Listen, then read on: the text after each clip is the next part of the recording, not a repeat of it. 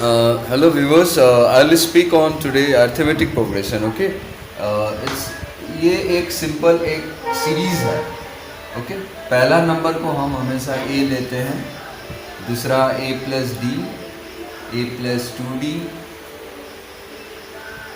ए plus 3d, dot dot dot dot, और last term को हम ए प्लस एन माइनस 1d बोलते हैं. ओके, ये एक सीरीज़ है, समझने की बात है.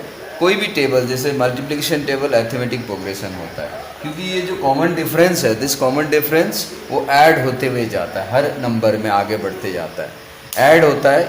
और ऐड होना ये मतलब नहीं कि नंबर बढ़ते जाएगा, it can be reduced also, क्योंकि डी हमारा नेगेटिव भी हो सकता है. ओके, मैं एक सिंपल एग्जांपल दे रहा हूँ. 4, सपोज पहला टर्म ए 4 है और कॉमन डिफरेंस मैंने 5 लिया है, तो अरिथमेटिक प्रोग्रेशन क्या होगा? A that is 4, next a plus d, 4 प्लस 5 9, अगला नंबर 5 ऐड होगा, 9 प्लस 5 14, अगेन 14 प्लस 5 19, 19 प्लस 5 24, ऐसे करते हुए टर्म आगे बढ़ते जाएगा. This is arithmetic progression. A plus 4d सही है कि नहीं, चलो देखते हैं. This is the fifth term, A plus 4d. ए कितना है? 4 इंटू डी, 4 प्लस 20 24, एकदम सही बैठा है. ओके, तो हमें क्या करना है? टर्म्स ढूंढना है. ओके, अरिथमेटिक प्रोग्रेशन पहला ए लेना है, कॉमन डिफरेंस डी नोट करते हैं, एंड पहला टर्म को 4 बोलते हैं, and the common difference add होते हुए जाता है. ये एक एपी छोटा सा एग्जांपल एपी का बनाया है.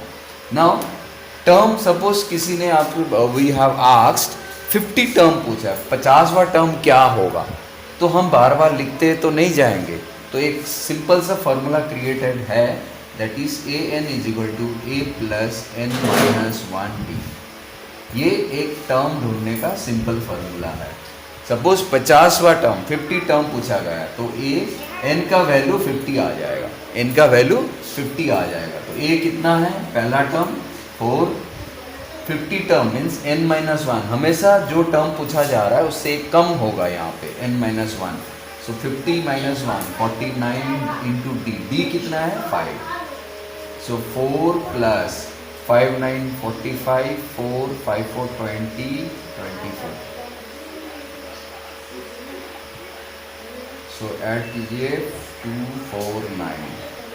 सो 50 टर्म, 50वां जो टर्म आएगा, 50वां टर्म आएगा 249. ये A50 है, A50 इज 249. ऐसे टर्म हम ढूंढ सकते हैं एपी में.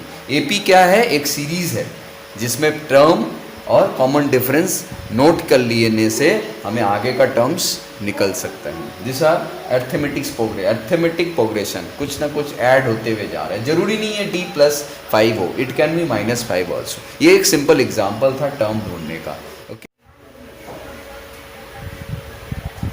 ओके, मैंने एक छोटा सा एग्जाम्पल लिया है. 4th term is given 10 and 6th term is given 18. हमें पूछा जाएगा कि A20 टर्म क्या होगा, 20th टर्म 20वां टर्म क्या होगा, ये पूछा जाएगा. तो कैसे सॉल्व करते हैं? 4th टर्म 10 है, तो A प्लस 3d, एक कम लिया जाता है, ये n माइनस 1d होता है. 4 है इसलिए 3d. 6th टर्म 18 है, तो A प्लस 5d लिया जाएगा, 18. इन दोनों को सॉल्व करने पे A और D सॉल्व हो जाएगा. एलिमिनेशन मेथड करने पे 10 minus 12 a equal to minus 2. So a equal to minus 2 आ गया, डी 4 आ गया. इफ आई हैव, मुझे पहला टर्म मिल गया और d a plus n minus 1d. So a plus 19d हो गया, ए 20 हो गया, ए प्लस 19d.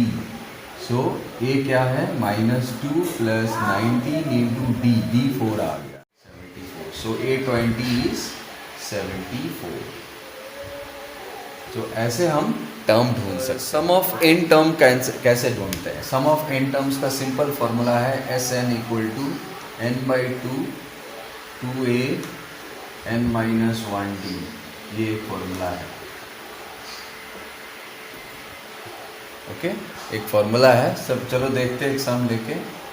11 का टेबल ही लेते हैं। 11, 22, 33, 44 dot dot dot dot dot dot dot.